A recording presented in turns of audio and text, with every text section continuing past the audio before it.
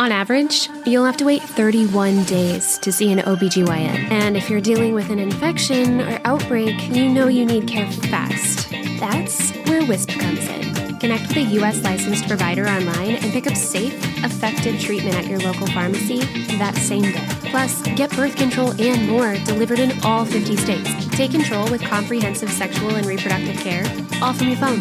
WISP. That's HelloWisp.com. The waiting room can wait. A Mochi moment from Sadie, who writes, I'm not crying, you're crying. This is what I said during my first appointment with my physician at Mochi, because I didn't have to convince him I needed a GLP-1. He understood, and I felt supported, not judged. I came for the weight loss and stayed for the empathy. Thanks, Sadie. I'm Myra Ahmed, founder of Mochi Health. To find your Mochi moment, visit joinmochi.com. Sadie is a Mochi member compensated for her story.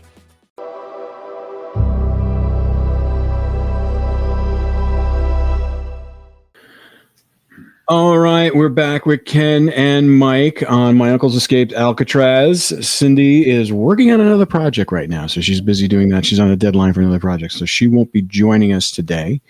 And to start things off, we have some really good news for our listeners and people who watch us on YouTube. So I know we've been kind of alluding to the fact that we've been working on a television deal based upon Ken and Mike's book and what we've been talking about on the podcast for the past year, over 64 episodes now? Are we at? 64, yeah. 64 hours of long episodes that we've been diving into this abyss of Alcatraz.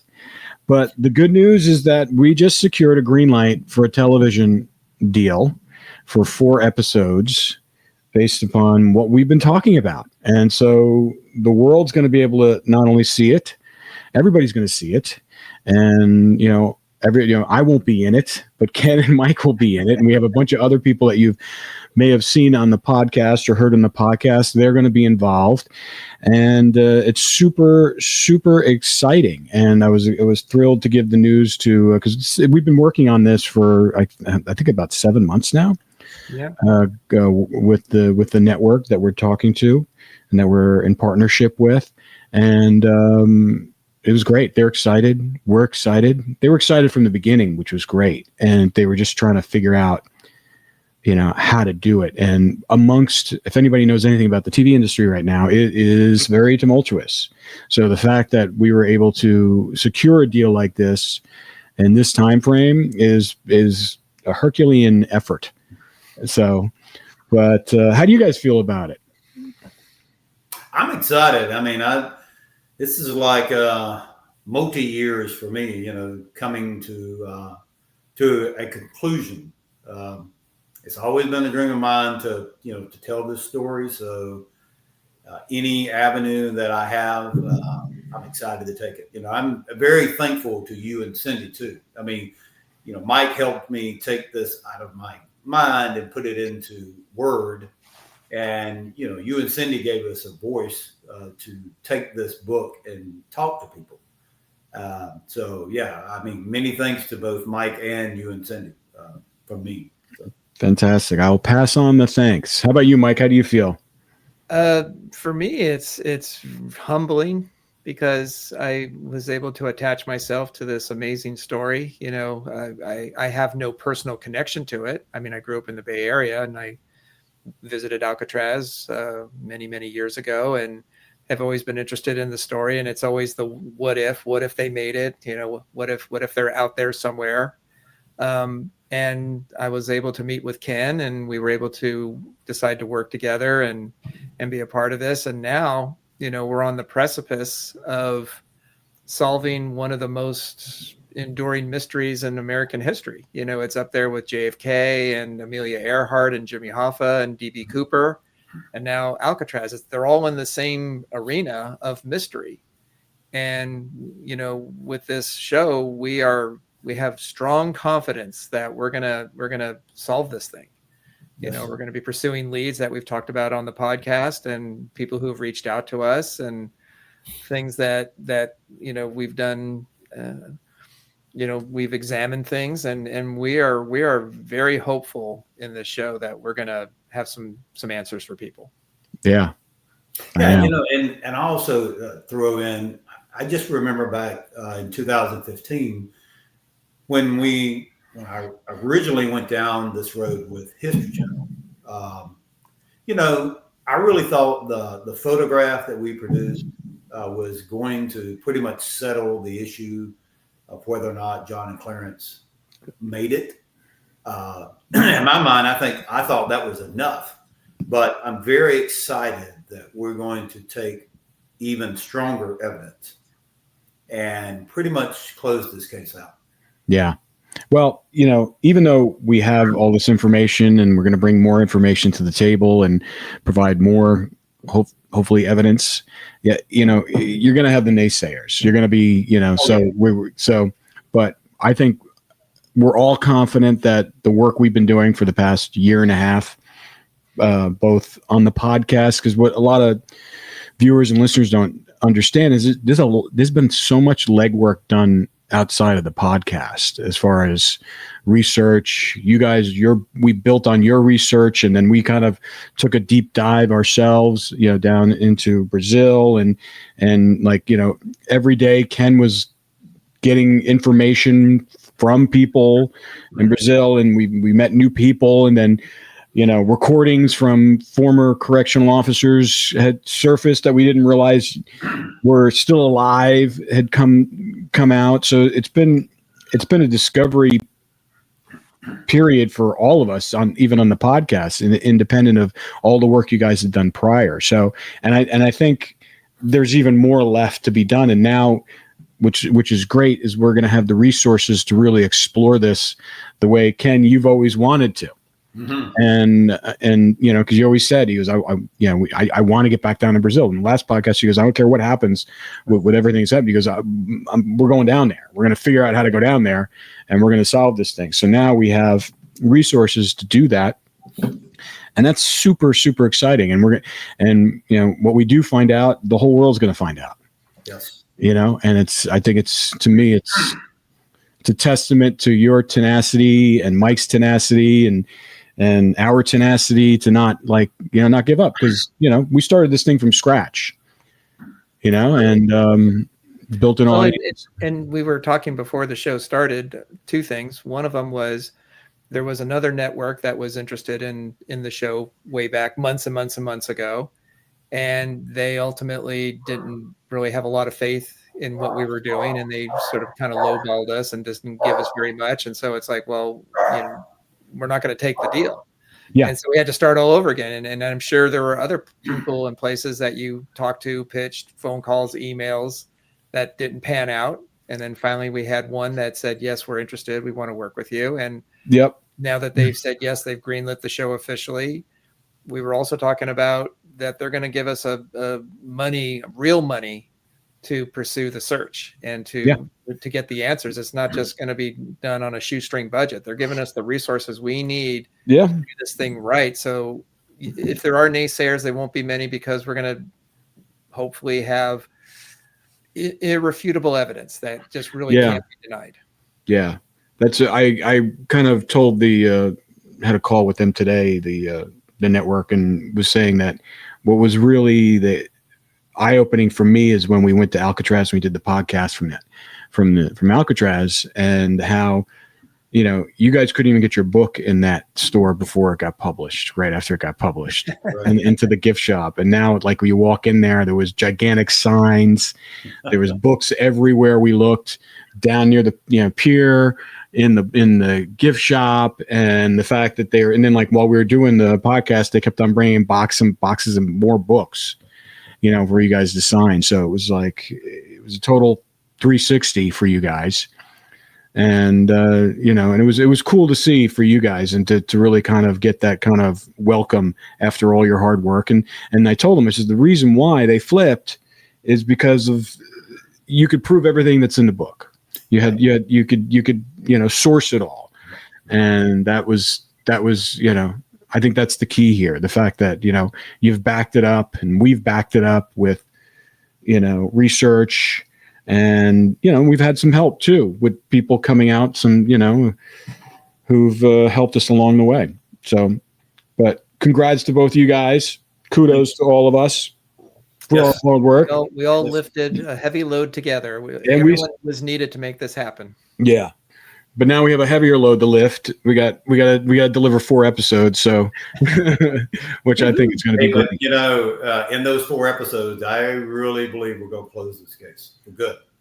We're going to solve the mystery, once and for all. I already know what the mystery is. I mean, I already know they made it. So that exactly. It's me, but we are definitely going to bring hard evidence this time. Mm-hmm. Well, that's the thing. I mean, it's like you've lived this, and your biggest thing is trying to prove to everybody else that what has been in your brain and what your family has told you. And so it's got to be super gratifying for you to be at this point. And, yeah. Well, one of the things that we talked about before when Art was on the show the last time, we were saying, well, what about, Chechi's testimony about seeing the boat? What about, Whitey saying that it was common knowledge the day after the escape, they found the raft on Angel Island, and other examples of people coming forward, or Fred Breezy saying in 1992 to the family, I met the brothers in Brazil and I got to see their farm. And he sort of dismissed it all, said, well, they're just lying. It's not true.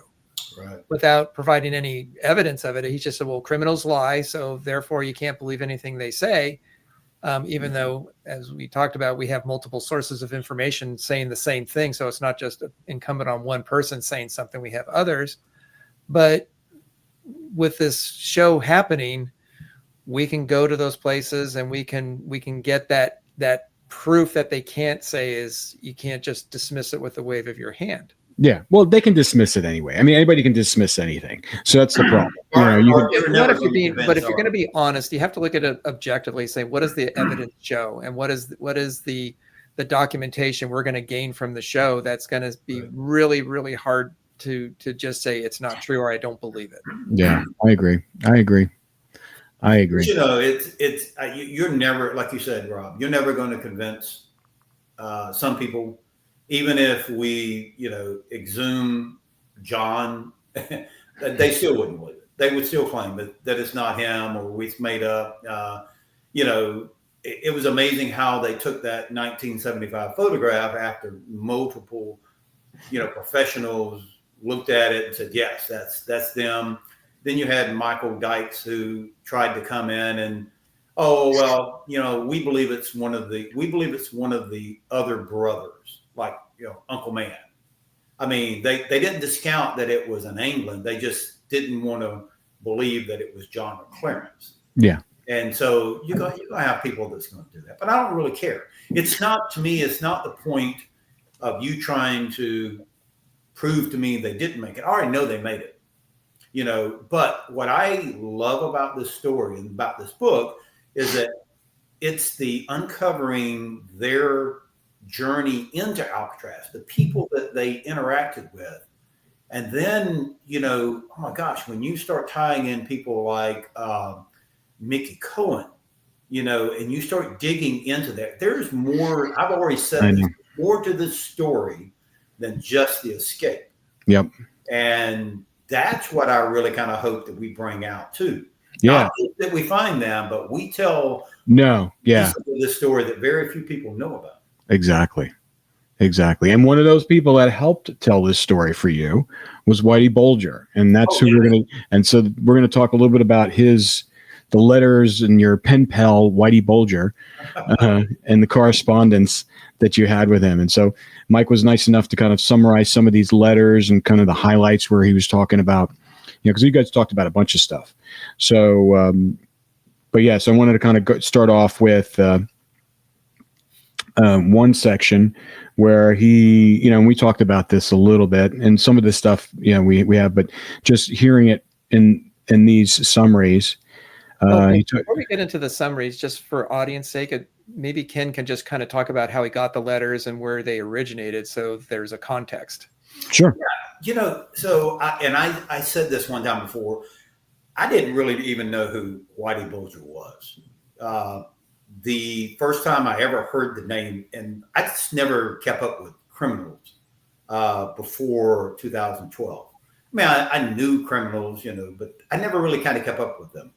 And my first contact, or our contact with Whitey Bulger, was in 2012, when we had an individual come up when we were out with my mom and my her sister, my Aunt Merle, and my dad. We were out 50th anniversary, and someone came up to my mom and gave her a letter that Whitey Bulger had written and wanted her to have. And so my mom started corresponding with him, and it was pretty much, just asking about her brothers. And, it was I've looked at the letters. He never really kind of said a whole lot. And I didn't realize, I was looking at my very first letter. He sent me, I must have wrote him before, but he actually sent it to me on September 2015 was the first letter I got from him. And when I reached out to him, my intention was just really to get a better understanding about John and Clarence, because he was in there with them. He wasn't in there with them a long period of time, but, I wanted any type of information that he might have. And I didn't really know what to expect out of someone like him, I mean, I wrote him and I was trying to be nice, and his first letter was very, surface level. Hey, how you doing? Nice to meet you. Yeah, I knew your uncles. And, but then I started sharing stories about my uncles with him. And, he really started kind of opening up a little bit. I could tell the second letter that he wrote me, he told me, don't call him Mr. Bulger anymore, because that's how I referred to him. He said, my friends call me Jim. You're now my friend. I want you to start referring to me as Jim. And we just, over the course of 3 years, we just became very good friends, as far as friends, from the standpoint of a criminal and me. And I was just really shocked at what he started sharing with me. At first he was very standoff. He didn't say a whole lot. But he really shared some things with me that is just unbelievable. And he even told me in one of the letters, he said, I'm going to share some stuff with you that I've never shared with anyone, ever. And he just started talking about his relationship with John and Clarence and Frank Morris, and his role in this escape. A lot of people didn't believe that he had a part in this, but he did. Oh, yeah. And I really wish, I know he would still been in prison, but I really wish he would have still been alive to see us get to this point with this book, because he had a big inspiration in me carrying forward some of these stories. Yeah. I mean, he validated a lot of the things that you thought did happen. Right. Yeah. I mean, a lot of things that he said, I was able to back him up, not only in the FBI files that, I could go into a lot of detail, but I won't, just because we only have an hour. And I really hope maybe in this series that we're going to do, we can really, dig into more with it, and really bring it out to the point that people will see things that they never, like I said, they never knew happened. So. Yeah. Well, cool. Well, let's talk about some of the correspondence. I mean, one of the things, this second entry from the top, I'm just going to read it, and then we can kind of discuss it.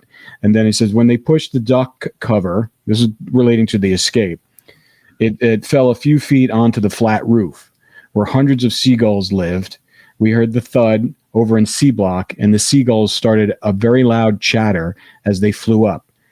House was loud. We leapt out of bed, started banging the bed legs on the floor and racking metal cups on the bars to distract the guard in the cell house and the guard in the gun walk, which I thought was interesting. Yeah, he definitely backed up of things that other prisoners had said, and was recorded in the FBI files too, that there were a lot of prisoners that knew what was happening that night. He was one of them. And, they tried their best to cover up anything that happened, any noise. In fact, he even, says in that same letter that when he heard that noise, he thought they had got caught. He thought for sure this is over with, And they realized, hey, we've got to make noise. We've got to do everything we can to distract these guards. And, it wasn't unusual from what he had said in other letters that even when they're, just a regular night, sometimes the prisoners would just go crazy in their cell, banging stuff together. And, the guards would go ape and they would try to quiet everyone down. But yeah, so he definitely helped in that part of it. Yeah. And then that kind of goes right. Did you want to say something, Mike? Yeah. As you were talking about it, it reminded me when I had the conversation with Charles Herman, who was the guard on the floor at the time, the one that was later blamed for the escape, or not the escape itself, but just allowing it to happen because he didn't do his last head count before, clocking out that night. And his version of it, he said he heard the thud, he heard the noise on the top, and that he had called it in, that he reported it. And the person on the other end of the phone kind of dismissed it like, oh, it's this or it's that. I don't remember exactly what he said, but he was very dismissive of it and like, don't worry about it. And one of the things that we've talked about before that he still, at the time when I spoke to him, still felt very strongly about was that he was unfairly blamed for it, that he did do his job. He did call it in. And the other person, the other guard that he talked to didn't act on this information, but he was singled out as the one that was culpable for the whole thing. And it was a 20-day suspension, no pay. He wasn't fired. He did finish his stint there until 1963 when it closed down. And that's when he left and eventually moved to Arizona with his wife, where he's still alive today, still there, at least last we'd heard from. So in Whitey's accounts, he talks about in several of the letters, he repeats the story, kind of gives, variations of it. And he said that he distracted the guard with the noise of the banging in the beds, and that the guard just sort of kind of went on his way. He didn't act on it. He didn't do anything with it. That was his account of what happened. Whereas Charles Herman said that he did act on it. He heard it and he did act. So, but of course, in the end, nothing happened, and the three got away. So it's you have these sort of same but different accounts of what took place. It's a telephone game. Yeah. You're going to get a telephone game. Well, cool. This is one of my favorite ones that he wrote to you. And he says, John and Clarence and Frankie, called him Frankie, gave us all a happy day on June 12th at 7:10 a.m. when Sarge, an ex-20-year man, went to go get Frankie up for stand-up count, pushed or slapped his head, and his head flied on the floor, and he leaped back in horror. And the floor guard and the gun walk kept hollering, "What's the matter? What's the matter?" He said Sarge got his voice back and hollered, "Morris is gone." And we erupted in cheers, drowning out the cusses of the guards. We let out a cheer that lasted for 5 minutes. Morale shot up, and they deadlocked us for days. And that brings up and backs up what Cliff Fish said. That very statement that he said in that letter, because Cliff Fish talked about that the morning he came in of the escape, everybody was locked in their cell, and that they didn't have really a lot to do. So that's when he was, because they had so many guards and no one was being let out to go to work. Everybody was locked down in their cells. So a lot of guards are pretty much kind of standing around doing nothing, and him and Olaf are the ones who go out in the boat and eventually find the raft. But that backs up what Whitey said happened. He said that very next morning, they were all cheering for these men. And he even said that one time before in one letter. He said it wasn't just, the three men escaping. Everyone in Alcatraz was escaping with them. And when they woke up that next morning, and I think even in one letter, he said he couldn't even sleep that night. He was waiting for the next morning. He knew what was going to happen. And everybody in there just went ballistic. Yeah. And, you know, I'm sure the guards are trying to scream at other guards, you know, hey, sound the alarm. And they probably couldn't hear anything because the prisoners were just going ape, you know, and they were cheering and they were, you know, they knew that they had beat the system. That's great. And it's just something like out of a movie. Yes. It really is. It's just something out of a movie. It's just like they beat, like you said, they beat the system. Yes. Well, when we've talked a lot about the, you know, Clint Eastwood Escape from Alcatraz movie, and when you watch the film, which is usually the depiction of it, not just them, but others, either in books or in, you know, visual form, that nobody knew what was happening except for the three, well, actually the four, including Alan West. So the four were the only ones that were aware of the escape. They kept it close to their chest, didn't reveal it to anybody. And the second part is when they went up that night, it was very quiet. They didn't make any noise. Everyone's asleep. It's dark, and they're just quietly getting to the top before they get away. And they don't, you know, they make noise and they're going to get caught. Well, there was noise because of the thud from the covering, and a lot of people heard it. There in the book, we have another inmate who was on the third tier, and he heard it, and he thought, like Whitey, that they were caught at that point and they were done with. And that also Whitey said in another excerpt, I don't know if you read it or not, but he said half the prison was aware of the escape plan. Yeah. They knew about it. They participated either directly or indirectly with either giving them materials that they needed, such as tools, spoons, raincoats, glue, paint. Well, they got the paints elsewhere, but they did assist with materials that they would need, that they would smuggle out either out of the kitchen area or out of the industries shop where they had tools and materials and glue to work with. And so it was very well known to most of the inmates. And actually, one of the things we haven't brought up was that when they did a search of the cells, you know, because everything, as Whitey said, everything was locked down.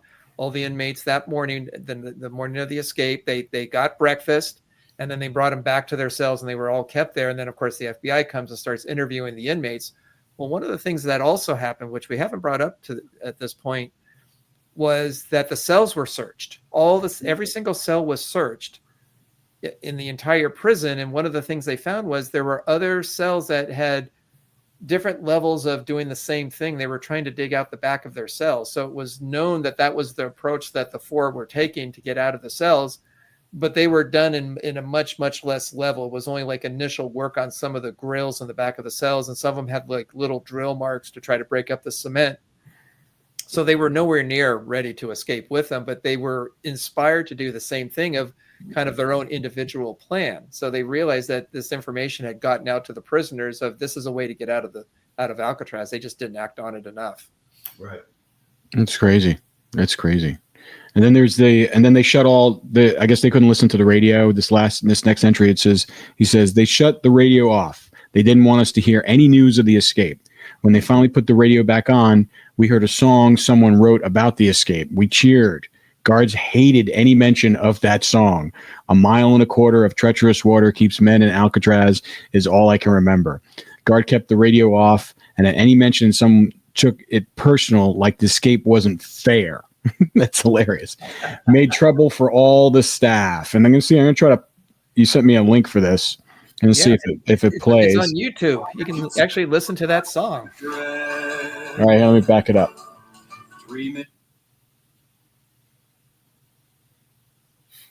All right, here it goes.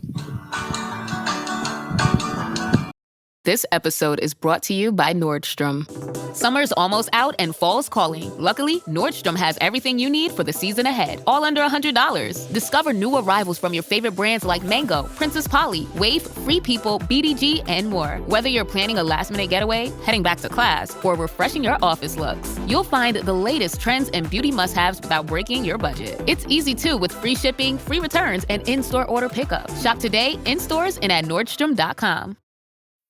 This episode is brought to you by Wayfair. Podcasts follow us everywhere. Whether you're cooking in the kitchen, chilling in the living room, or pretending to fold laundry in the bedroom. And with Wayfair, every one of those rooms can tell a story of its own. Their curated collections of furniture styles and prices make Wayfair the trusted destination to turn your home into your happy place. Shop everything home at Wayfair.com with free and easy delivery straight to your door. Wayfair, every style, every home. Today in McDonaldland News, Mount McDonaldland is experiencing thick volcanic shake activity. So try the new Mount McDonaldland shake when you order the McDonaldland meal with your very own character souvenir kit. A McDonald's, get the McDonaldland meal in McDonaldland. Ba-da-ba-ba-ba. This episode is brought to you by Espolón Tequila. Slow, sticky, snoozy. They call these the dog days of summer. But Espolón? They don't do boring. Welcome to the Marg Days. Espolón Tequila. 100% blue Weber agave, born to shake up your summer. Just add lime, agave, and a little attitude. Visit espolontequila.com. Espolón Tequila, 40% alcohol, volume 80 proof. Copyright 2025 Campari America, New York, New York. Drink responsibly. A mile and a quarter of treacherous water keeps spinning Alcatraz. 3 men did what folks have claimed for years could not be done.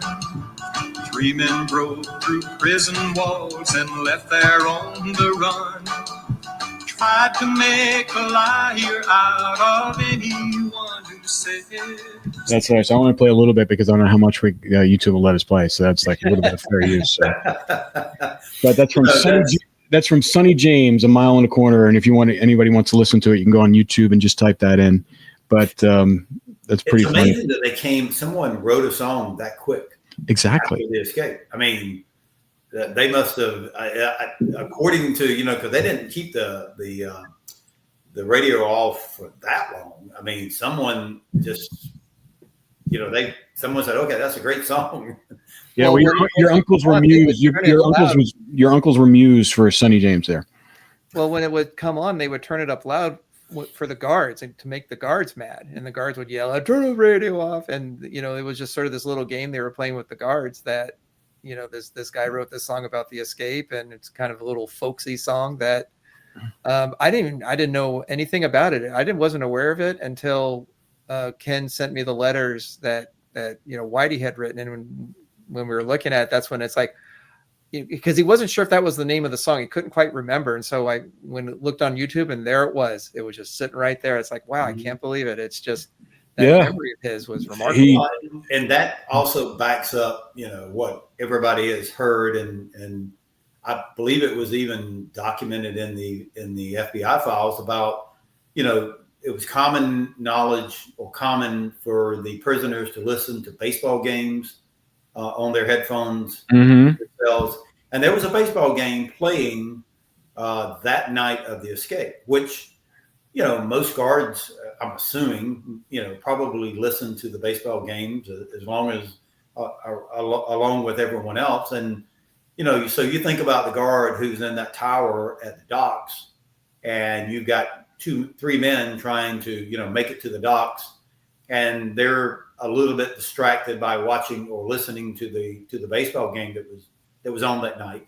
I mean, no one's expecting an escape, so you're probably, I guess, it's just a regular old night, nothing really going on, and you're sitting there listening to your favorite, team play, and lo and behold, there's 3 men in a boat below you getting ready to escape. So and not only that, but because I think Whitey does mention the baseball game. It was Whitey or the FBI files. It was one or the other. Whitey mentions the baseball game, and it's also mentioned in the FBI files. Right, and there was a game playing in the East Coast that was playing later, because there were multiple games, of course, that day. Of course, in any day in baseball, you're going to have many games playing at the same time. But there was a game that was later in the evening that ended around 9 or 10 o'clock around that time, and then of course you usually have the post game to comment. Yeah, I think it was the St. Louis. I think it was the Cardinals. Yeah, St. Louis and somebody else. I don't remember the other team, but it was the time frame lines up. It's the time that when they escaped was when the game was still being played. So again, it's corroborating information from another source.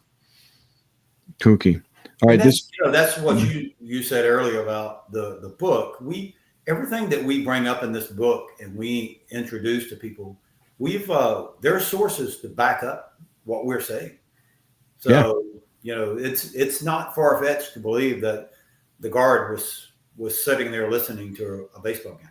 Yeah, Well, and like I said, when we actually went there, because I didn't really notice this the first time I went there like 100 years ago, but when we went back with you guys for the podcast, I was like, it made total sense to me because the pier was a cement pier, and it had these gigantic cement pylons, and so there was no like gaps, like slats from wood. Like you go to some piers and it's just like they're all made out of wood and it's big, railroad ties or something like that, and you can actually there's usually a gap in between. Visualize up under it. Yeah, you can see if anything there. You can't. It's black down there. Even during the daytime, you can't see anything down there. Yep. So there was a perfect cover for them underneath that guard tower, because the guard tower was like positioned in a way, and so he wouldn't have known unless they started screaming. Right. I mean, and you're talking. It's dark. There was a little bit of a fog in the area, according to some of the reports. So, I mean, once they made it, even just up under the near that guard tower, I mean, they were pretty much home free. Yeah. Because once, like you said, if you have ever been out to Alcatraz and you look at those docks and you look at that void up under there, and oh my gosh, there's so much room up under there that once you're up under there, no one's going to see you. Yeah. I mean, it's almost the dock area is almost like 30 yards by 20 yards. It's pretty big. So it's not like just this dock that they walk out and they get on the boat. So because it's also about 8 feet above the water line. It's very, very high above the water, because it had to make it, because the boats had to be, at foot, when you get off the boat, it has to be at, foot level. So they had to raise it up. Or on the taller side. One of the things I wanted to mention was about the Whitey letters that we've been already kind of uncovering is, he gives the big story, of course, the Alcatraz story, and we'll get into his assessments of John and Clarence and Frank Morris and Alan West. He has comments about them, but he gives, he gives us these little details in the story, like the song that you just played and the baseball game that night, these little details that we can go back and verify. And if he's right in the small details, then that gives more credence to the big details. It's like, why would he say truthfully this part and then lie about this other part? Yeah. It just gives him more weight of what he's saying as the truth, because you can go back and you can verify a lot of these things. And we were able to do that. Yeah. Well, this next section talks about what we were just talking about before, but it comes from Whitey's mouth about Herman in German. It says Herman the German. What's his first name again? Charles. I always forget his name. Charles Herman. Charles Herman. I swear I thought his name was Herman the German there for the longest time. I know. That's all I ever heard Whitey say. He said on the yard, first day over, comes a guard we called Herman the German. He was all upset, young and new in the job, had been there on the night of the escape. When we left, they pushed off the vent cover he's talking about that night, and it fell landing flat on the floor where the seagulls slept. And we were all awake, and we knew what was happening. Sleep impossible, but we carried it on a normal way. So you're talking about what you said. He says you couldn't sleep. When the cover of the roof hit, it made a loud thump. Could hear it on C block. I was up on the top tier. The seagulls lit up a loud chatter that we could have alerted the guard and could hear it all over. And any noise outside the ordinary would demand an explanation. We leapt out of bed and started banging and stuff like that. And the floor to mask the noise, then stopped. And then fortunately, the thump and the seagulls didn't spoil the escape. Herman the German was miserable. We egged him on when they said they blamed him. Said, "Well, that's what you get. You're never going to make lieutenant now." The report will follow. That report will follow you most of your career, man. As the man who let the guys escape Alcatraz. So they were really, my God, they're really egging him on. That's hilarious. Yeah, because I mean, the authorities, the prison officials were blaming him. The prisoners now were, especially Whitey, egging it on. Oh, you're never going to make any go up in the ranks. This is the end of your career. Well, and again, so Whitey says in the letter years later, Charles Herman was blamed for the escape, and yes. we have the reprimand letter written by Warden Blackwell that is his saying because you didn't do your nightly duty, you are blamed for this. And when I talked to him on the phone, he still carries the weight of that. He still feels it was an injustice, that he was. So again, Whitey gets it exactly right, and we can prove it. But you really kind of think about it. They blamed him for that one night, but how many times were they out of their cells every night working on the raft? Mm-hmm. There were other guards that, besides Herman, he wasn't the only one who walked the floors, at night for months. And no one ever noticed those fake heads in the bed. I mean, that night was not the first time they put those fake heads in the bed. They had used it for weeks and months as they were, going behind the wall and up onto the to the cell block to do work on the boat. So every single guard who walked by those cells and didn't notice that those were not real people in that bed, or just as guilty. Yeah. So, but they picked on him because, it was the night that everything happened. Sure. Or as the escape, and they blamed him for it. Absolutely. Well, here's one where he's talking about, again, them working and drilling and stuff. A guy named, he said, I don't know, Ionelli. Who's that? That was a friend of his, a fellow inmate. Oh, a fellow inmate I nearly knew, and would cause noise to cover the noise by blowing a charge on his trumpet. So he had a trumpet and a bugle, and that would get a reaction every time. He goes, guys would come hollering charge, and lots of us would bang the bunks and the two legs, make loud noise when we'd get a rhythm and cadence and wake up the whole island and mask any noise of bursting out of the rear of their cells. So he said it was no easy task. So Carnes had supplied them with a star drill, but that could help shatter the concrete. So that's a pretty telling piece of information right there. Yes. On the behind, knowing that really solidifies what you guys have revealed in your book, that the whole inmate population was in on it. Oh yes, most definitely. They again, you can't get 50 raincoats and someone that you're getting it from doesn't know what you're using it for.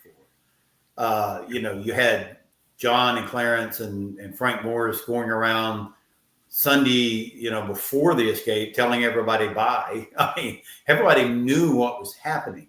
It's just amazing that, for all of those months, that no one ever let it out. No one ever, revealed anything to any guard. Nobody ever let on to anybody that this was happening. And the only way that that's going to happen, especially with the African American, population that was there. I mean, what did they have to gain out of this?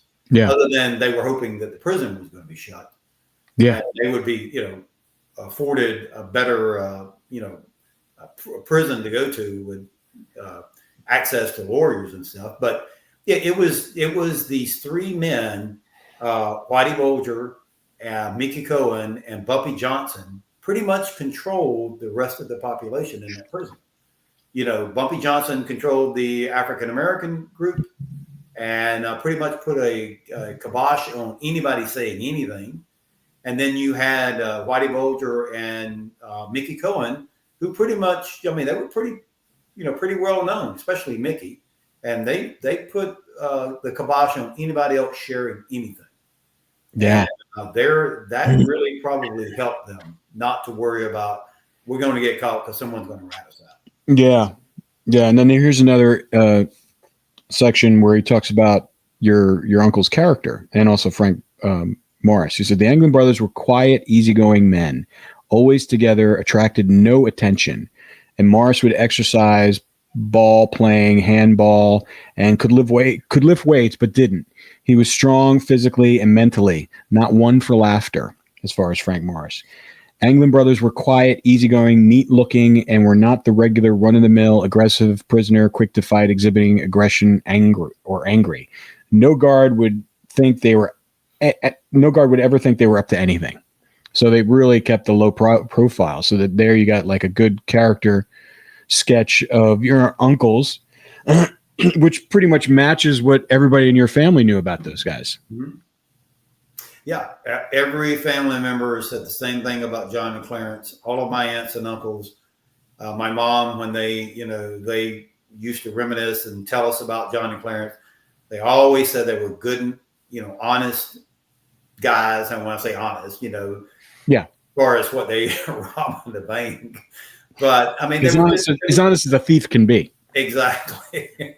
I mean, they were not the criminals where they were murdering people, and even during the robbery, as Mike, and I had pointed out, I mean, they stopped everything when a woman fainted to give her water. I mean, that was just their nature. They came from that lifestyle.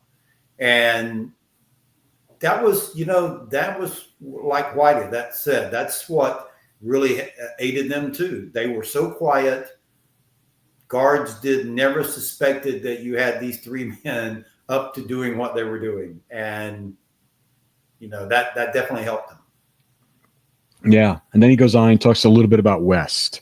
He said, months before June 11th, West confided in someone about the escape. Morris, of the three most inclined to violence, told West, "You eat each meal with us." I think we talked about that. "In the yard, you walk with one of us. Anytime you're out of your cell, you're with one of us." This promoted paranoia in West, obviously. Morris was concerned. A warden could set a trap if West caused it, intended to make West pay the price and then and there. Feeling the guards could have knowledge and a gunned them down or made their way off the island.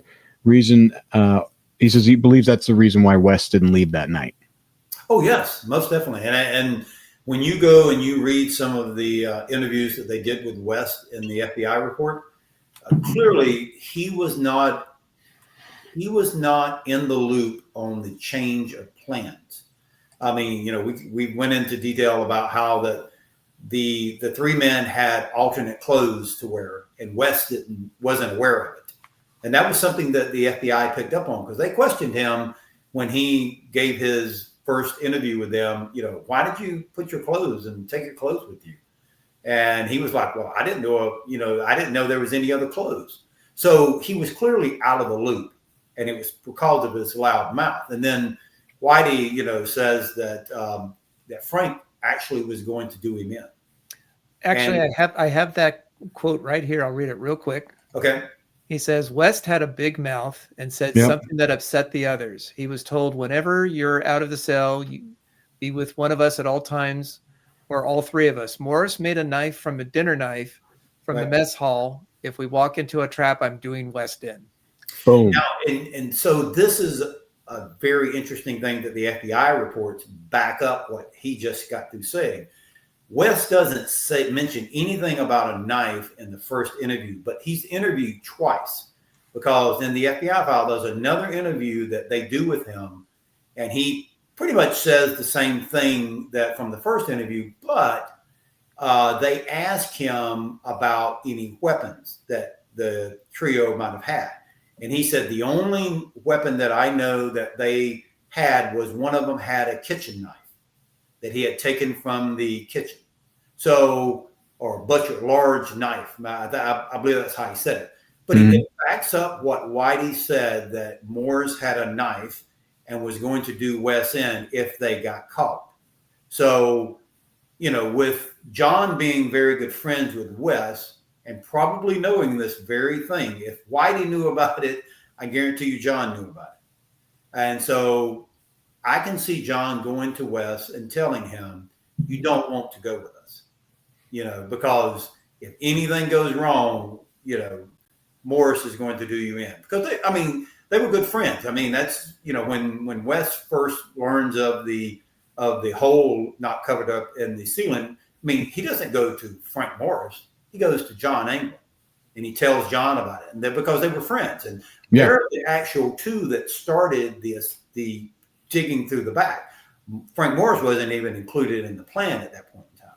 So I can see John, which I can understand the way I believe John was. He probably went to Wes and said, "You don't want to be a part of this," and Wes pretty much bailed out.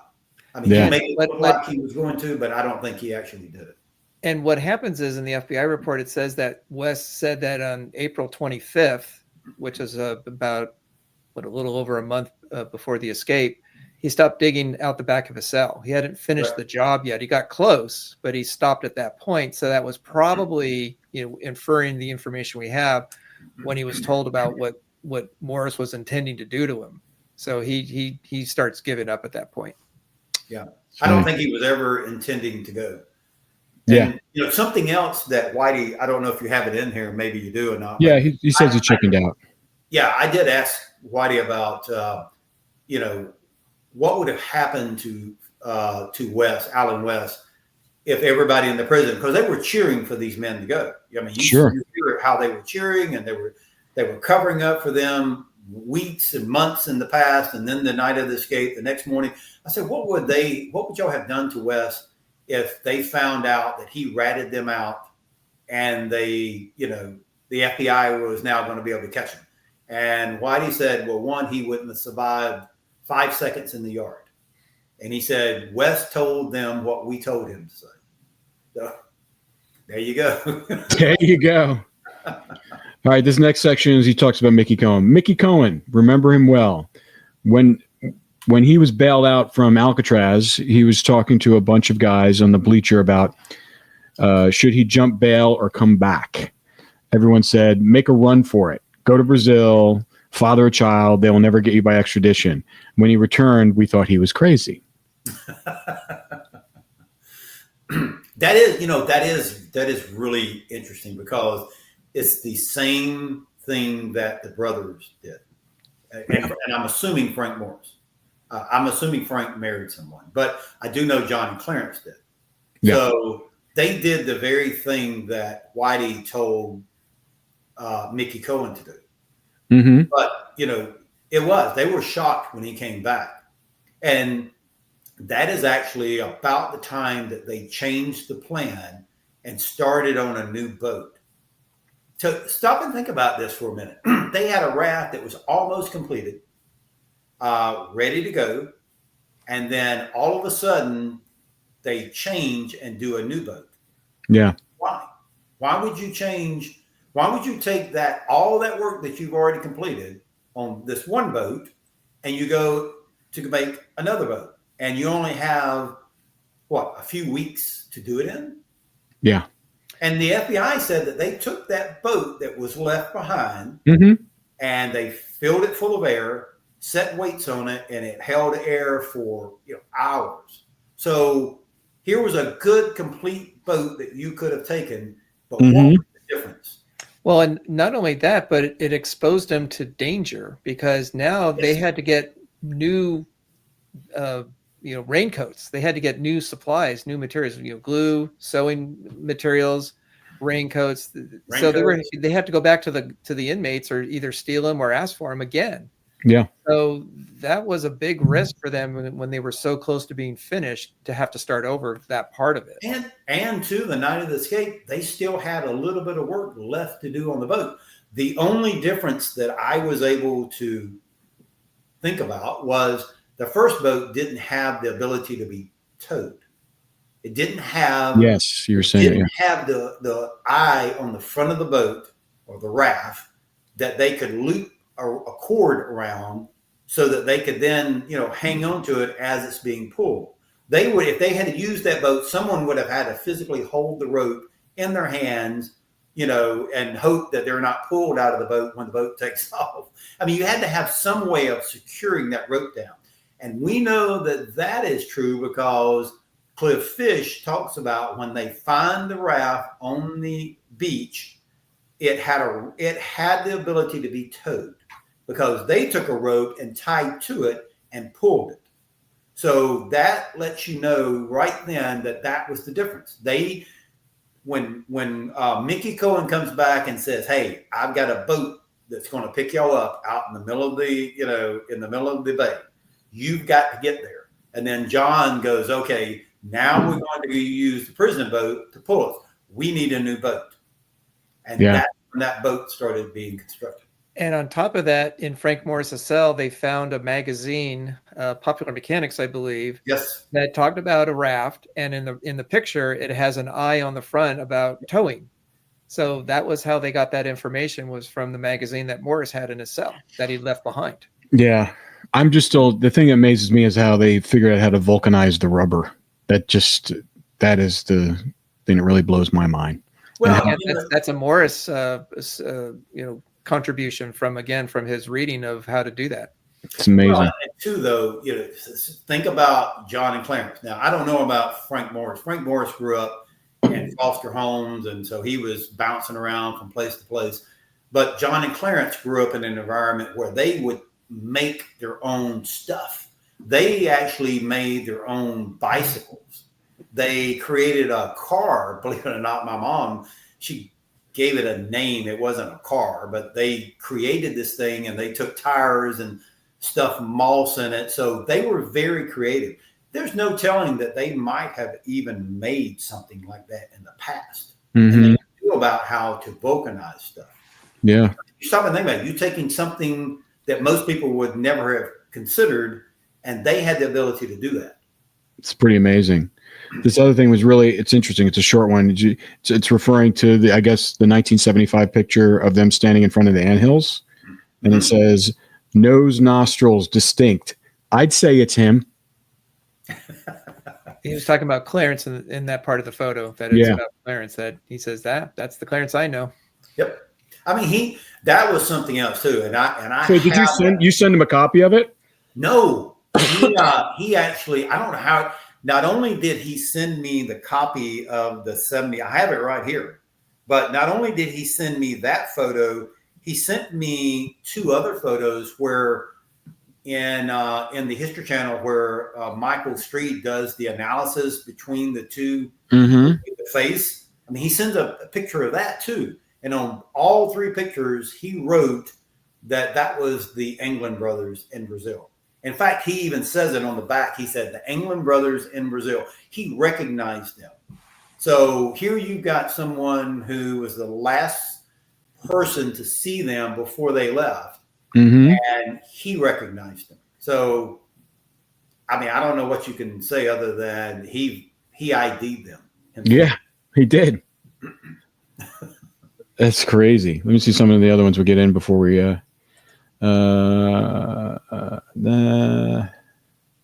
cool. He talks about the cold water.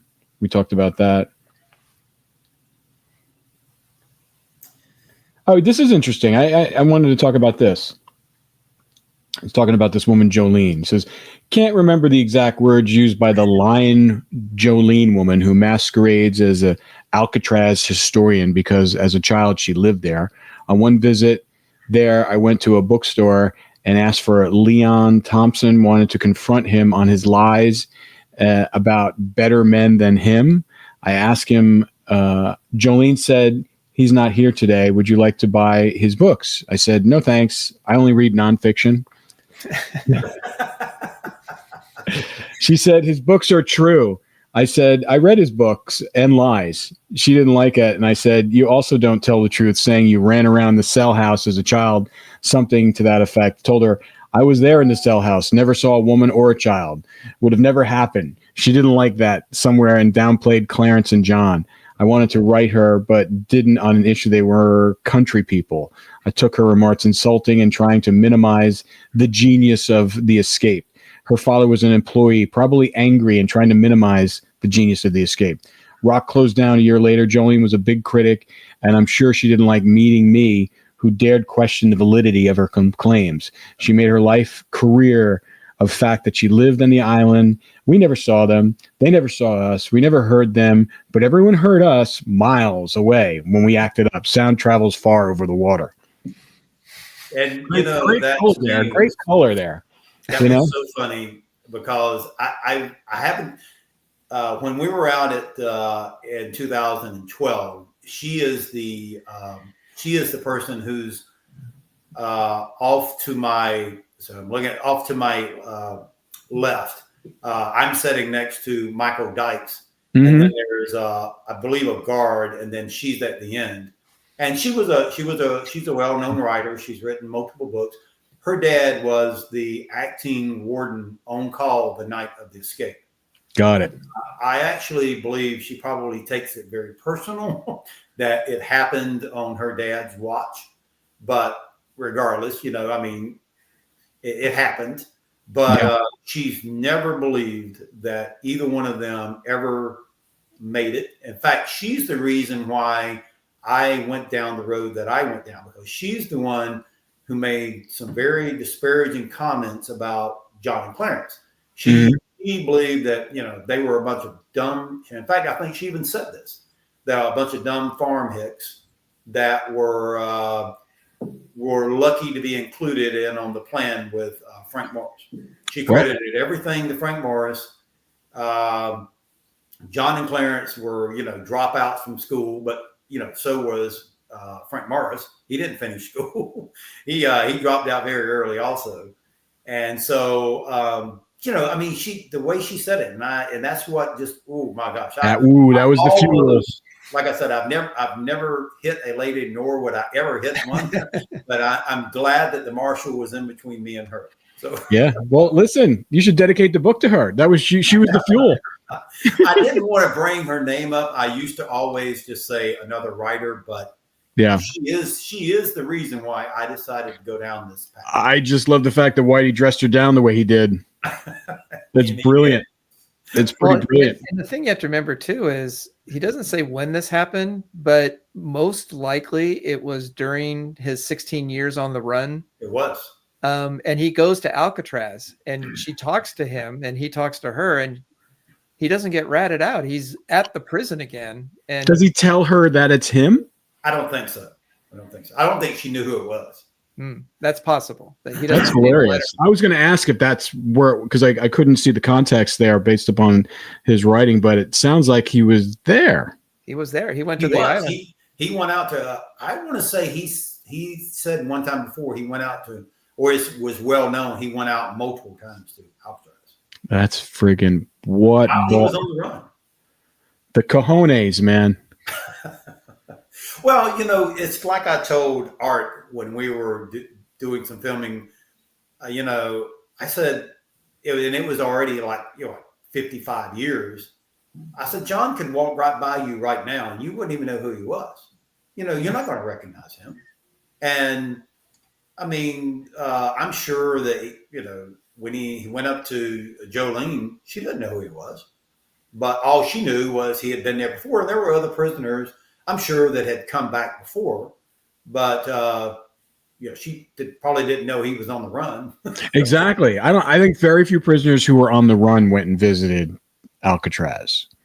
So it would be amazing if we find out during our investigation in Brazil if John and Clarence ever went back. Interesting. I don't think they would have gone back. I don't know. I mean, at some point in time, I really believe they felt comfortable enough to come back to the United States. Because as time passes and your feature changes and, they're not really looking for them. I mean, if they were alive today, they could walk into the United States and no one would know who they were. Yeah. Because I think they knew where Whitey was the whole time. I've said the same. I think the FBI did, and it wasn't until the U.S. Marshals got involved that I think, if I'm correct, I have to check with my friend who was she was on the FBI team, but I think, deep down, I think they knew where he was, because Whitey had a lot of political connections. Mm-hmm. I mean, his brother was a state, he was a state rep for Massachusetts politically, which is what kept him, and the whole, his connection to the FBI while he was in the Winter Hill Gang, there was that, so there was, I think there was certain part of it where it was just like, don't ask, don't tell, just leave him go, because he had money. I think he had like $500,000 in cash inside the walls of the, and I know that apartment building. I've seen that apartment building. It's not like a lavish place, That was something that my wife had brought up. I have never really. I mean, you've seen some of the items that he sent me in some of these letters, some of these postcards.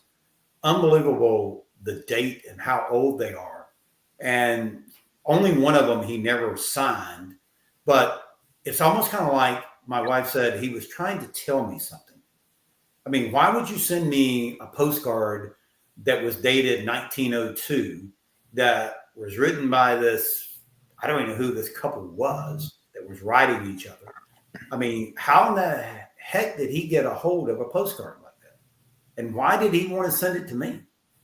And it's not the first one. I mean, I've got multiple postcards that he sent me, Christmas cards, and the way that he would talk about things, it's almost kind of like he was trying to tell me something without telling me something. You know what I'm saying? Like, yeah. I mean, I'm sure the guards were reading each of these letters as they went out to me. So I'm still, to this day, I'm not sure what some of this stuff means. And two, whether or not maybe it's a location of some of that money. Treasure hunt. Because some of these things are pictures. Some of these postcards have pictures in Boston. There you go. So I just want to read one last quote because I know we're just about out of time. It's actually the very top of the page. It says, "When you leave, you have to cut ties with all family members. Not doing so will expose them to harassment by the authorities."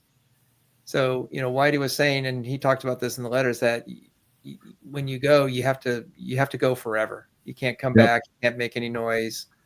And that's exactly what happened. And we talk about that in the book, that, the brothers paid a price, even though they escaped and they had good lives. They never really saw their family again. I mean, there might, there's a couple little moments that may have happened, but I think Uncle Man saw them a few times. Uncle Man kept in touch with them. Right. But they can never really go back. Everything they cherish, everything they love to do, because they talk about it in their letters from Alcatraz that they mailed home, how much they missed home and wanted to get as many stories as they could about Christmas time and Thanksgiving and just trying to relive those family memories. They never had that again. No. I mean, they created new ones in Brazil, but the family they can never embrace again. And Whitey said, if you want to be free, that's the price you're going to have to pay. And they paid that price. Yeah. Yeah. It reminds me of that line in that movie Heat with Robert De Niro, where he talks about the same thing. He says, when you got to leave, you just drop it all. You can't have any attachments and you'll never see this world again, like this life. Yeah. Well, and it's funny, my grandfather, when he saw them in Alabama, according to this is what we were told that he told them, because he went to their cells to see them after they were convicted on the state charges, before they were shipped out to other prisons. And he told them, he said, if you ever get out, leave and never come back. And so I think they knew that it was okay with the family. They knew that the family was going to understand that, if they were ever able to make it out, they would leave and never come back. So, and that's what happened. Yep. That's what happened. And more to come. Oh, yes. Way more. Way more to come. All right, guys. Once again, congratulations on what we accomplished and what we're about to embark on. It's going to be a different journey. Oh, yes. Everything we kind of visualize, it's almost like, we willed it to happen, and we're excited. We're excited. Yes. Many new stories to tell. Exactly. And we're going to have a podcast after we do this series to talk about all the behind the scenes stuff too. The things that we couldn't say. Things we couldn't say, things that, that got left out, it's going to be a lot of stuff. So exciting times. All right, guys, we'll see you next week. Okay. All right.